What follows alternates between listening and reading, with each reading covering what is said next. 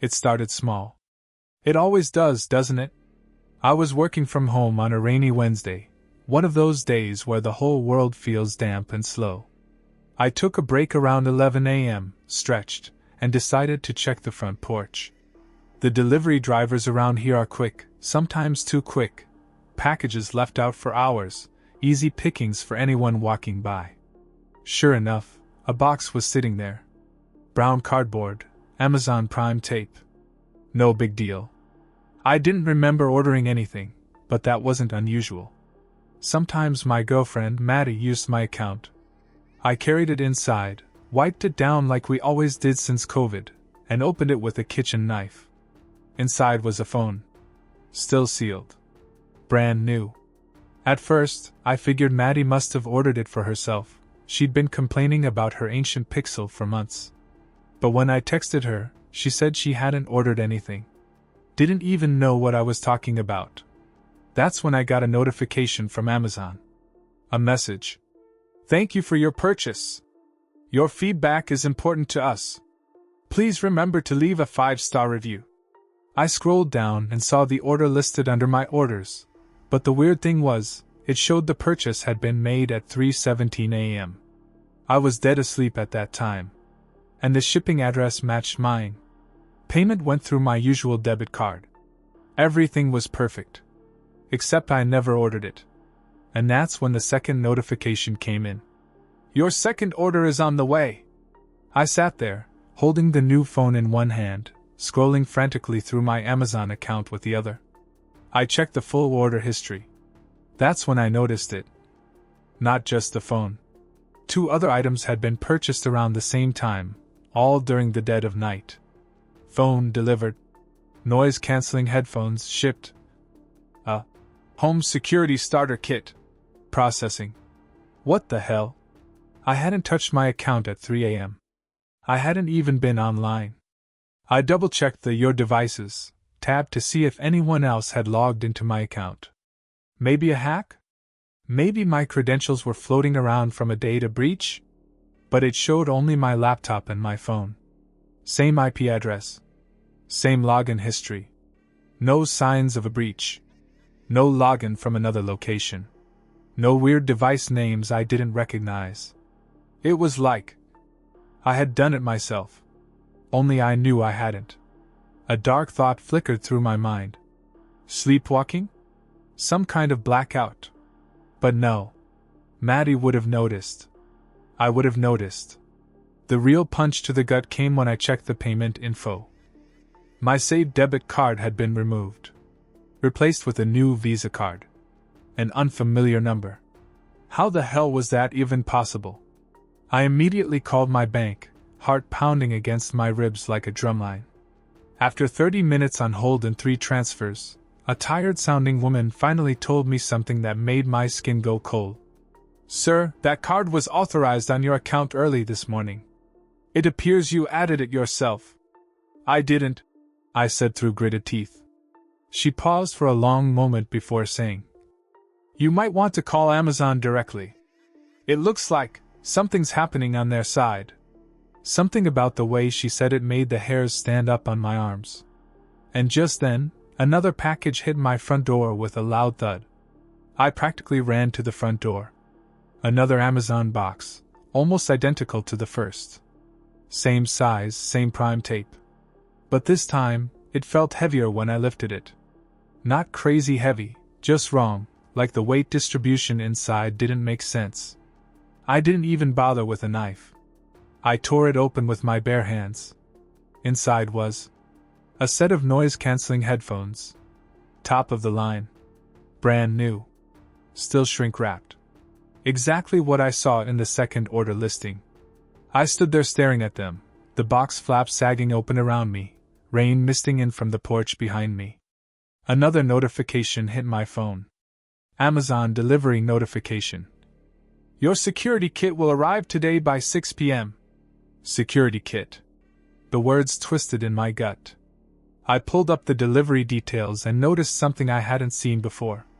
Under delivery instructions, someone had entered. Leave at side door. No signature required. I never wrote that.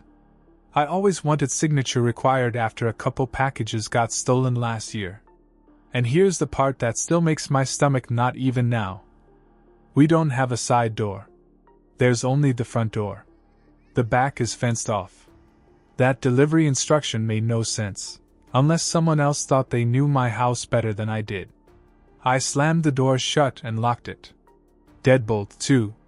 I turned the little security camera on in the living room, just an old webcam we kept pointed at the front window, and sat on the couch, clutching my phone like a lifeline. I was about to call Amazon's customer service line when my screen lit up with another message. Thank you for your new purchase, my name. We appreciate your loyalty. Attached a photo. My blood ran cold. The photo was of my house, taken from inside the fence. I don't even remember dialing. My hands were moving on their own, thumb stabbing at the screen. Amazon customer support. Live call. It rang, and rang, and rang. Finally, some guy picked up. Hi, this is Craig with Amazon support. How can I help you today? I tried to keep my voice steady. Someone's using my account, I said. They're sending things to my house. I didn't order them. They're updating my payment methods. They left delivery instructions for a door that doesn't exist. Craig interrupted, voice casual, almost bored. Yeah, okay, let me just pull up your account. Clickety-clack of his keyboard. Okay, looks like your account has been flagged for a beta program. Beta program? I repeated. What beta program? Craig hesitated. I heard it. The slight catch in his breath. Sorry, it's internal. Not supposed to, Sorry, let me check something. More typing. My heart was slamming against my ribs like it wanted out. I pressed the phone tighter against my ear, every muscle in my body locked tight. Sir, Craig finally said, voice lower now, like he didn't want to be overheard. There's something wrong with your account. I need to transfer you to level 2 support. Stay on the line, please. No, I said immediately. Tell me now. He paused again. And then, quietly, quickly, like he knew he might get fired just for saying it, he whispered. You're listed as a fulfillment node. What the hell does that mean? I demanded. Before he could answer, I heard a faint double beep, the kind you hear when a call is being recorded or transferred. And then a cold, robotic voice came on. Your inquiry has been escalated. Please remain available. The call dropped. Dead air. No dial tone. Nothing. Just me staring at my screen, sweating bullets, as the rain outside turned into a full-on storm. The house felt smaller somehow, like the walls were pressing in. And in the silence I heard it. A soft metallic click at the back fence. Like a latch lifting. At first I thought it was just a storm, a branch, maybe. But no. That sound, the metallic click, it was too deliberate. Like someone unlatching the back gate. I grabbed the nearest thing I could use as a weapon, the damn unopened box with the headphones. Not exactly a baseball bat, but it made me feel less helpless. I moved slowly toward the kitchen, where the back door had a small window. Peered through the gap in the curtain. Nothing. Just the garden, the soaked patio, the swaying trees beyond the fence line. I pressed my face closer to the glass, trying to spot anything out of place. And that's when I saw it. A figure. Standing at the very edge of the fence. Tall. Still. Almost blending into the rain. Wearing a blue hoodie. Jeans. Holding something under one arm, maybe a box, maybe a bag. They weren't trying to open the door. They were just standing there. Watching the house. Watching me. My throat went dry. I backed away from the window, moving slow, not wanting to make any noise. Grabbed my phone. No signal. No Wi-Fi. Nothing. It was like the house had been cut off. I rushed back to the living room, tried the laptop. Dead. No internet. Every instinct in my body was screaming. Get out. Now. I was halfway to the front door when I stopped. Because sitting there, leaning neatly against the inside of the doorframe, was a package. A smaller box. No knock. No delivery sound. Just there. And it wasn't sealed with Amazon tape. It was wrapped in plain brown paper, no label, no postage, no branding. Written across the top, in thick black marker. Install me. I stood there staring at the package. Rain hammered the roof. The front porch light flickered once, a brief stutter, and for a second I was sure the house would go completely dark. But the light held. I knelt down slowly, every part of me screaming that this was a trap. I reached for the box like it might bite. It wasn't taped shut, just folded carefully at the seams. I peeled it open with shaking fingers. Inside was a small black device, maybe the size of a deck of cards. Smooth. Unmarked. Except for a single glowing blue light, pulsing gently like a heartbeat. And tucked next to it, a printed card. Congratulations, my name. You have been selected to pilot the Amazon Autonomous Fulfillment Program. Please install the provided device immediately. Thank you for your participation. At the bottom, a line of smaller text. Installation mandatory. Non-compliance will affect your account standing. My stomach turned over. I picked up the black device. It was heavier than it looked, dense, solid. And on the back, a simple plug. USB-C. Like it was meant to connect to a computer. Or maybe a router. I remembered what Craig from support said. You're listed as a fulfillment node. Fulfillment node. Not a customer. Not a user. A piece of the system. A living, breathing extension of their supply chain. I glanced at the front window. The figure at the fence was gone. No way he just left. No way this was over. I grabbed my jacket, slipped the black device into my pocket, and bolted for the garage. Keys in hand. Plan in mind, drive. Anywhere. Get away. I hit the garage door opener. The motor whined. And then froze. Half open. Stuck. And under the rising door, crouched low in the pouring rain, was another figure. Different jacket this time. Different face. Waiting. And slowly, so slowly, starting to crawl under the gap. The figure slipped under the half-open garage door like some kind of wet shadow. One hand first. Then the other. Dragging themselves inside, deliberate and slow. I didn't wait to see what they'd do next. I sprinted back through the house, heart pounding so hard I thought it might tear itself loose. I locked the door to the garage, jammed a chair under the knob for good measure. In the living room, I caught a glimpse of myself in the mirror. I looked. Wrong. Pale, shaking, wide-eyed like some hunted animal. I pulled the black device out of my pocket and stared at it. The blue light was flashing faster now. Urgent. Like it knew. Another notification popped up on my phone. No signal, no Wi-Fi, and still, this came through. Compliance window closing. Install now to avoid escalation procedures.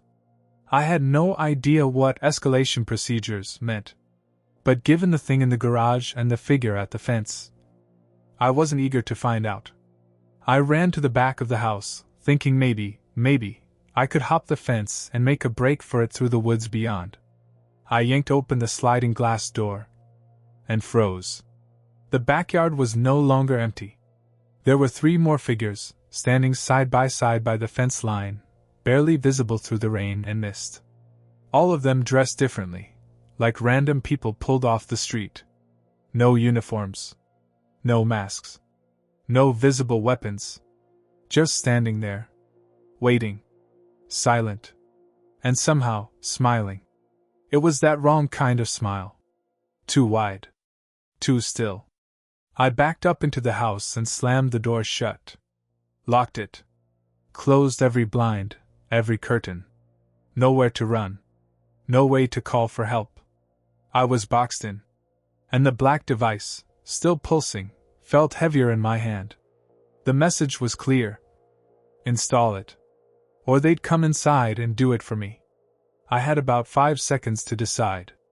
Install the device like they wanted? let whatever this was in, or resist, and find out what escalation really meant. Screw them. I yanked open the kitchen junk drawer, dug out a hammer, and smashed the black device against the counter. Hard. The thing cracked down the middle, a puff of sharp-smelling smoke hissed out. The blue light sputtered and died. For a moment, it was dead quiet. Just the rain pounding on the roof. Just my own ragged breathing. And then, the doorbell rang. Once. Twice. 3 times. Rapid, frantic. Followed by the loud, unmistakable bang of a fist slamming against the wood. "Install it!" The voice on the other side was male, but distorted. Like someone talking through a bad speaker. Flat wrong. More banging. More voices now, joining in, overlapping. "Install it! Install it! Install it!" I backed away from the door, clutching the hammer like it would save me. Every window in the house started rattling at once. The locks jiggling. The door hinges creaking. I stumbled backward into the living room, heart hammering in my throat. Another notification hit my phone, bright against the dark room. Non-compliance confirmed. Escalation initiated. I barely had time to read it before I heard it. The garage door. Grinding open. Despite the lock. Despite the chair. Metal screeching. Wood cracking. They were inside. And they were coming. The garage door screeched fully open with a final metallic shriek. Footsteps, wet and deliberate, splashed into the house. I darted behind the couch, crouching low, hammer still clutched in my hand. Heavy breathing. Wet shoes squeaking on hardwood. From my hiding spot, I caught flashes of them moving through the house. 5. Maybe 6 now. Different clothes. Different heights. But all with that same horrible stillness to their movements. Like puppets on invisible strings. They weren't looking for me exactly, not yet. They were looking for the device. And when they didn't see it glowing anymore, they started searching. Cabinets ripped open. Drawers dumped onto the floor. Cushions slashed. They didn't care about making noise now. They didn't care about being seen. It wasn't about stealth. It was about correction. I edged backward, one slow step at a time, trying to reach the hallway that led to the basement stairs. A safe place. Maybe a window I could squeeze out of. Anything.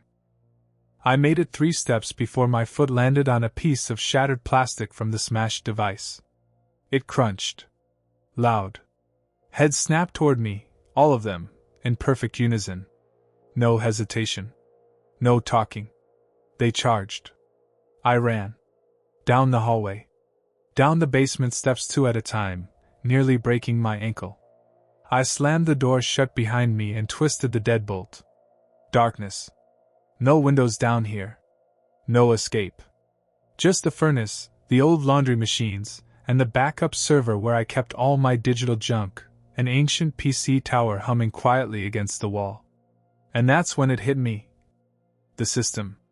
They didn't just want me. They wanted my network. My house had become part of their supply chain, a physical node in some massive, invisible machine. And by smashing the device, I'd broken their connection. Now they were here to reinstall it. Or remove me. I heard them moving at the door above me. The hinges groaned under pressure. No way out. No backup. And then, the old server in the corner chimed to life, monitor flickering. New text scrolled across the screen. My name, your compliance is required. Final warning. Prepare for integration. The basement door upstairs shuddered. Splintered. And finally, cracked open. They were coming down. The basement door above me exploded inward with a crack like a gunshot. Boots thundered down the stairs, water dripping from their clothes, their hands reaching out, not in anger, not in violence exactly. In purpose. Like workers assembling a product. I backed into the corner, hammer raised, but it was useless. The first one grabbed my wrist with impossible strength. The second ripped the hammer from my hand and flung it aside. I fought. I kicked, punched, screamed.